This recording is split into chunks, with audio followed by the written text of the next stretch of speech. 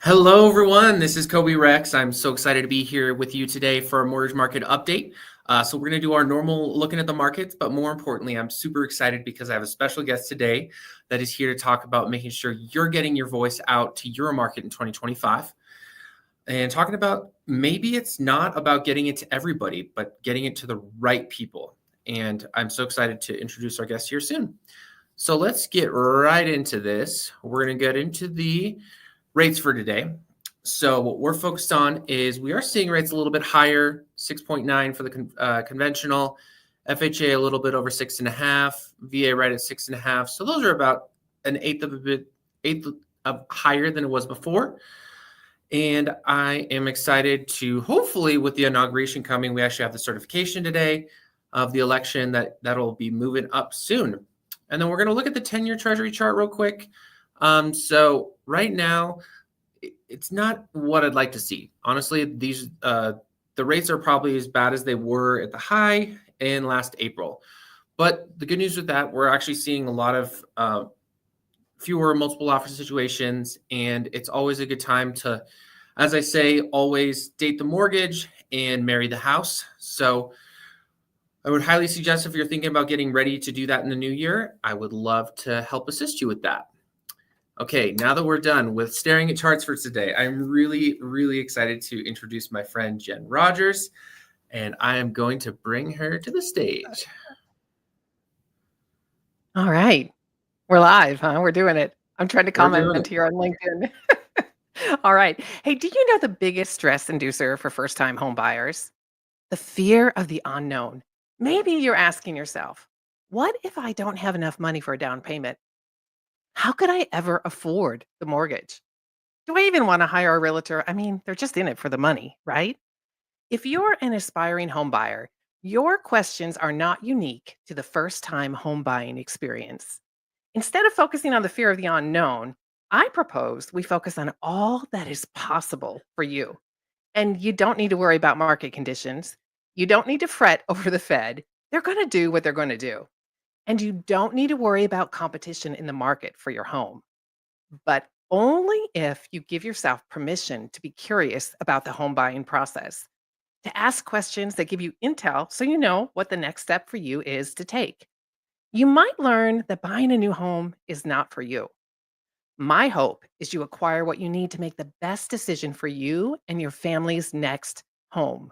You'll know exactly when that is when you listen to the Aspiring Homebuyers podcast. Hey there, welcome to the show. I'm your host, Jen Rogers. And while I could rattle off all my real estate credentials, I know what you really care about is this. Is buying my first home even possible? My mission is to remove the fear of the unknown for you and guide you on steps to take to discern when purchasing your family's home is right for you. And when you're ready, I'd love to work with you to purchase your first home. Does that sound good?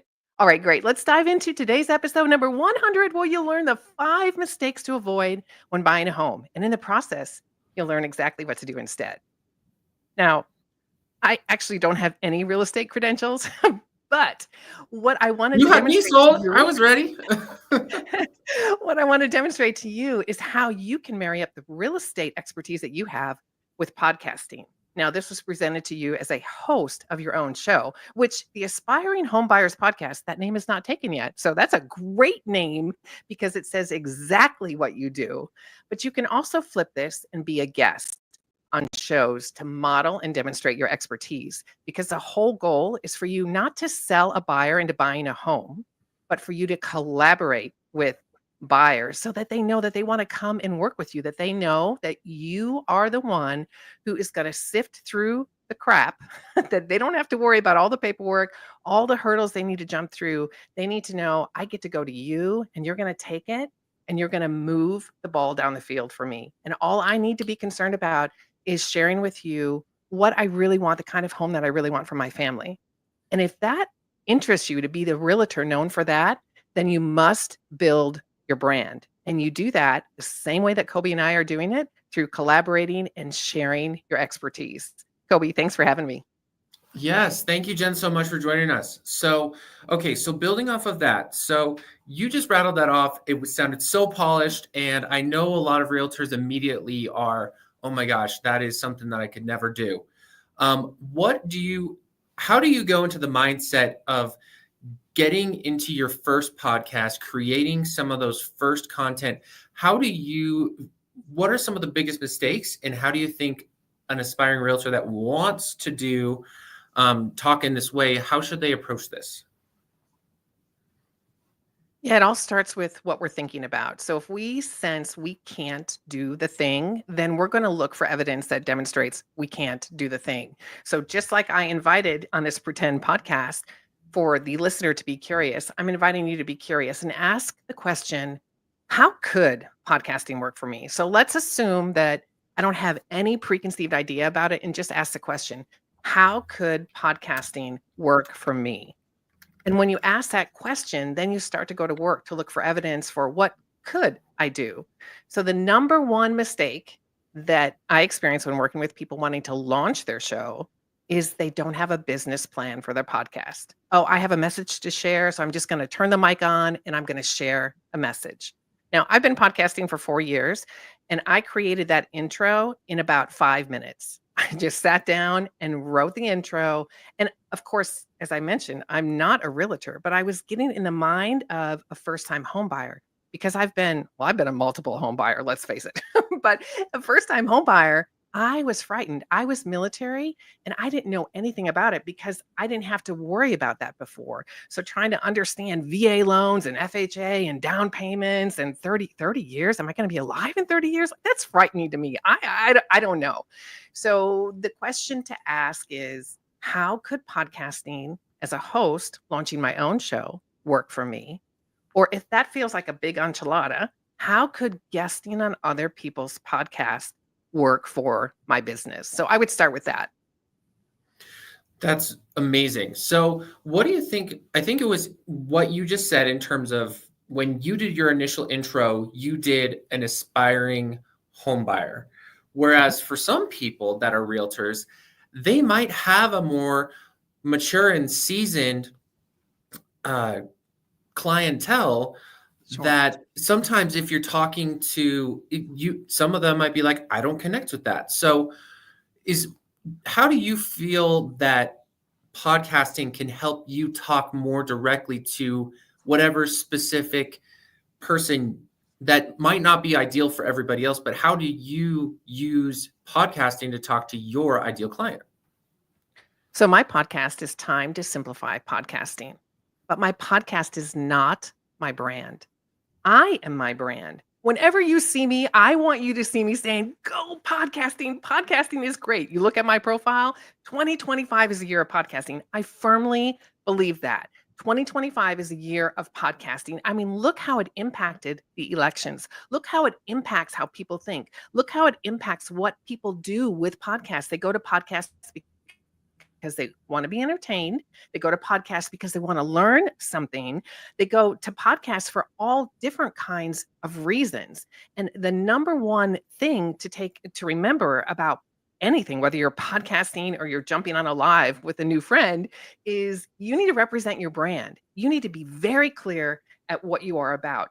Because if you popped on the live and the first thing you saw was me without my title podcast coach in my box, and I was talking about being a realtor, you're going to believe me because I haven't given you a reason not to believe me yet. So you need to show up as your brand. So the yet was when I said, yeah, that's not really me. But I wanted to model again how you can put something together. And I've been podcasting for 4 years. So listen, if you listen to episode 1, which I never want anyone to do, it's horrible. It's absolutely horrible. But I did it on my own. I didn't go to a coach. I didn't understand how it tied to my brand. I thought it was my brand, quite honestly. I didn't have a business purpose. I wasn't talking to my target market. I mean, I thought I was, but I wasn't doing a very good job. And I went on and on and on about all this and all that. And people don't want that. They just want to know, give me the nitty gritty. What is it? So you could do podcasts. Oh my gosh. Well, I'm an idea generator, Kobe. I love ideas. Yeah. So I can throw a lot of things out there. And it's so much easier to make recommendations to other people, than it is to take your own advice. However, Yes. uh, you can use podcasting. I mean, since you and I first talked about this, my initial reaction was, okay, how plausible and possible is this? And then you and I know we've been working together to say, okay, what are we going to talk about today? What are we going to share today? And it's just opened up. I mean, it makes me excited about the power of podcasting to say, yes, you can get on, you could do a 5-minute show 5 days a week. Think about how that would impact your brand. One, it would impact your confidence over your brand because you're practicing speaking about your brand over and over and over again. And two, it would raise your credibility and authority. So if you wanted to do a podcast episode as a host or a guest, you could talk about why current market conditions don't matter to you. And that's a hook. And we know we need hooks.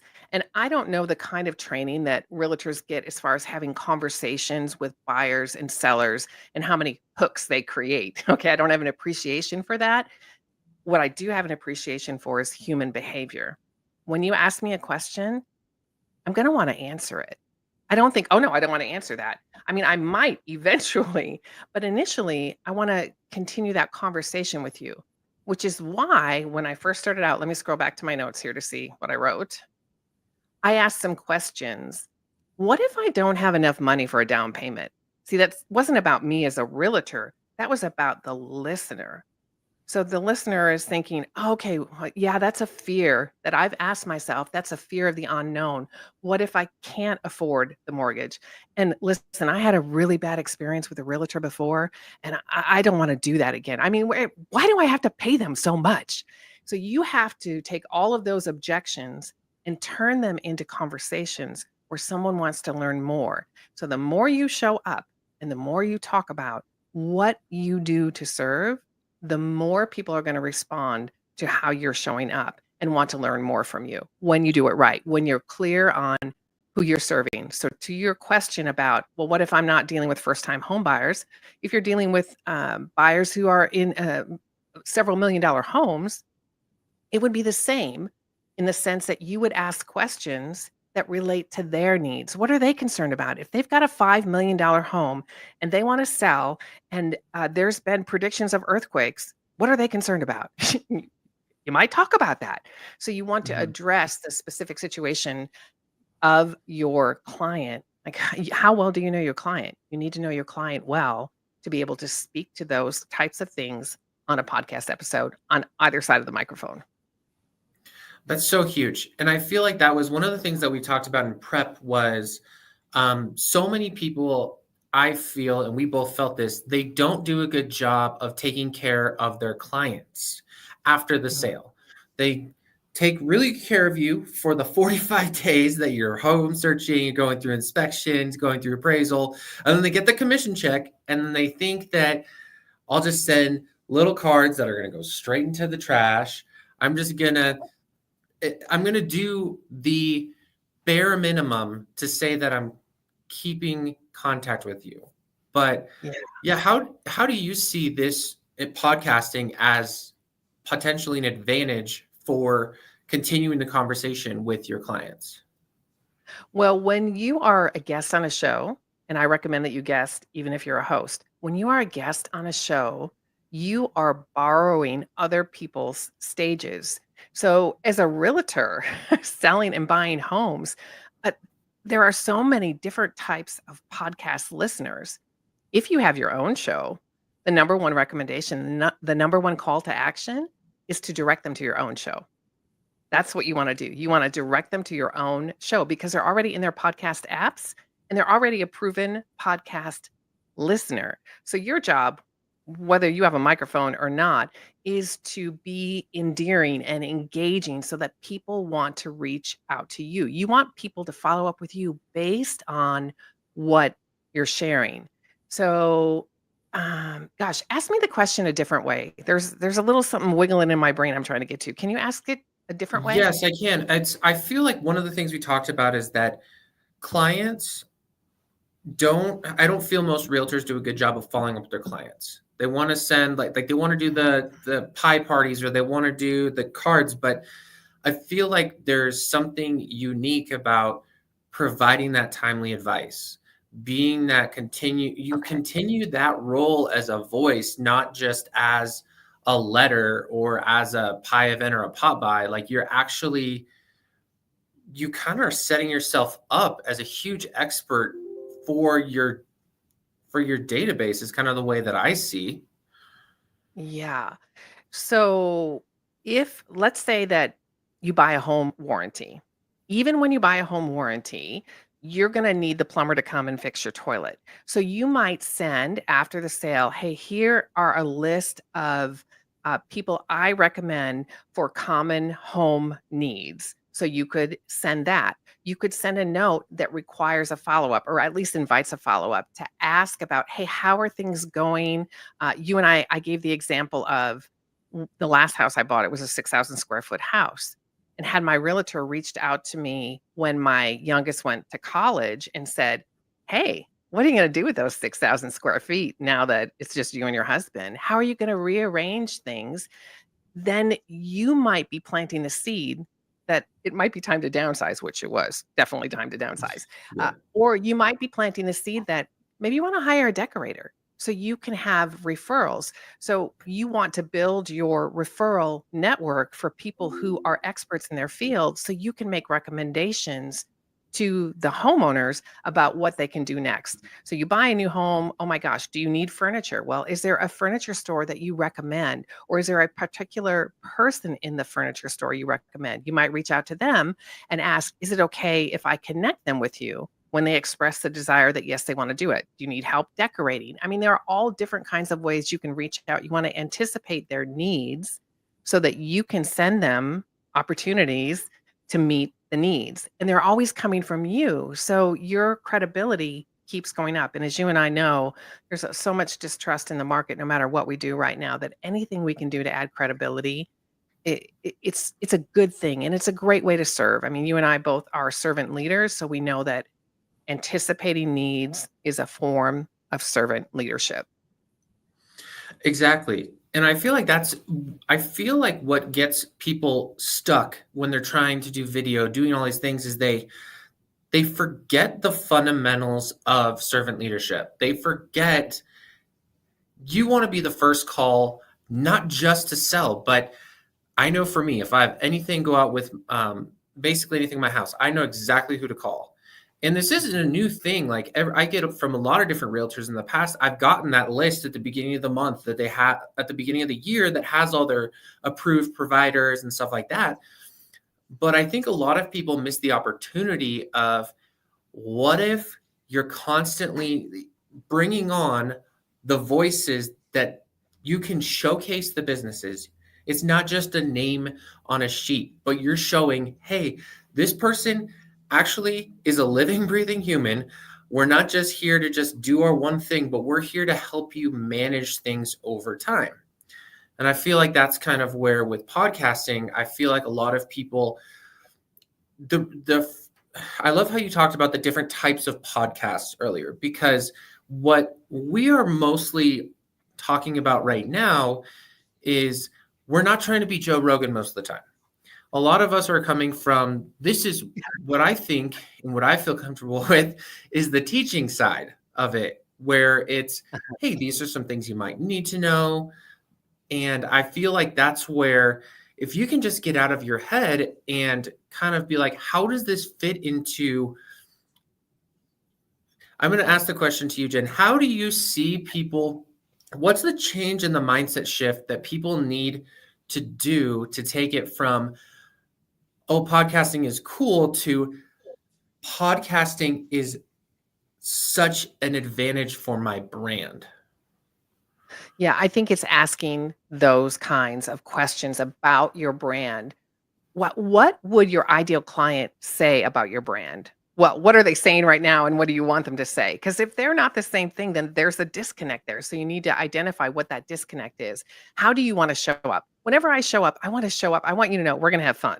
We're going to take action and you're going to get information so that you can make decisions that help you move forward. My goal is not to convince you to host or guest. My goal is to invite you to consider, is this right for you? And I believe it is right for you because there are so many things you can do. So let's take some action right now. Identify I'll just make it simple, three. The last three complaints you heard when it came to real estate. whether it was from your co-realtor, whether it was from your ideal client. What were the last 3 complaints that you fielded? Those are 3 different podcast episodes. So let me see. I came up with um let's see. You could talk about home warranties, pros and cons, because people often want to know about home warranties. Let's see what else.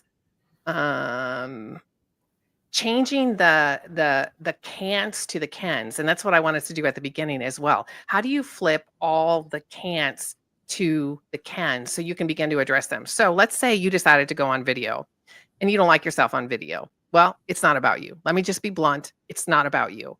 If you're so concerned about what you look like, that's a problem. I mean, you need to show up professionally and you need to show up in your brand. So if your brand is a t-shirt and jeans, that's how you need to show up because that's how people are going to see you. If your brand is something different, then you need to show up. You need to dress for your brand, how you are, because you are your brand. You could go on YouTube and you could drop little mini episodes. Hey, I had this conversation with a client and they were concerned about, I've got 2 refrigerators. Do I really need to put both refrigerators on the home warranty? Like that may sound like a very basic thing to you, but to a home buyer, it's not. And I want to remind you in marketing and in talking about what you do, you're up here. You are the expert. And your language needs to be where the people are that you're serving. So you need to shift how you're talking about all this know-how that you have. Nobody cares about what platform you need to use to upload your podcast so that it gets on your phone. Like, how does a podcast get on the phone? Don't you worry. I gotcha. I'll take care of you. I'll show you how to do that so you don't need to stress over it. Well, what is a stressor for your home buyer? Identify that and say, you know what? You don't need to worry about that. We're going to go through that together. Or if you can say, I've already taken care of that. Wow. You definitely can build some trust. So get on over your sweet self. And this is here, mission number 2. Okay. So you already had the 3 things that you could come up with the podcast episodes. And the other thing is to go record a video in less than 5 minutes about one of those 3 things that you wrote down. And if you're brave enough, post it here in the comments. Let's see it. Let's see what you got. Talk about your brand. Talk about that one thing and make sure you filter in your brand. And the best way to start out is, have you ever wondered, or what if? So start with a question that hooks the listener in, because that's what you want to do right from the get-go. That's so good. And that was what Jen has even been helping me to reframe, because I feel like this is the year of podcasting. This is the year of getting out in front of people. And I'm actually really excited because I want to give Jen the floor real quick to talk about, if you feel like you need help with this and you feel like you just need to know where to start. Jen, what is the best way that someone can possibly work with you and get started? Well, I am so excited because January 13th, I'm doing a podcast boot camp. Now, as a not a former, I'm a veteran. As a military veteran, I was literally in the trenches. I literally had boots on the ground and dragged a pack up a hill called Drag Ass Hill. We're not going to do that in the boot camp. Okay. We're not going to do that. What we're going to do is we're going to focus on whether or not podcasting is right for you, and you'll acquire information so that you can go with confidence to pitch someone to be a guest on their show. So you can head on over to Coach Jen Rogers, no D, or I'd be married to a very famous football player.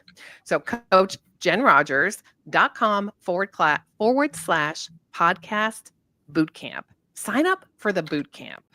And we kick off January 13th. And just like this video, if you're watching it on replay, you can watch the boot camp and participate in the boot camp on replay. It's not lecture. I'll be giving you things to do, just like I did here today, to say, hey, take action, because we know action brings clarity. I had no idea how today was going to turn out. Okay. I had no idea. But what I did have is I had the expertise to show up and be my brand. And I had the collaboration with Kobe. And that's exactly what we do inside the boot camp. Collaboration. So sign up for the boot camp. Okay, thanks for that. I'm going to be there. So it's really going to be it's all about the action. My word for 2025 is consistency. Jen's is collaboration. But one of the things with all of this, this isn't Joe Rogan. This isn't come listen. Like we are all about, we want to take the action with you. We iterate our way to success. You don't have to be perfect. And I think just like Jen said, like episode number 1 could actually be the most encouraging thing for someone to see, and allow yourself to come on board with us at the event and make your episode 1. So Jen, thank you so much for joining us today. Yeah, thank you. It's been a blast. I appreciate it and appreciate you and your audience. Thanks so much. Yes. Thank you everyone for taking the time to watch today. I've dropped it in the comments again, coachjenrogers.com/podcast bootcamp.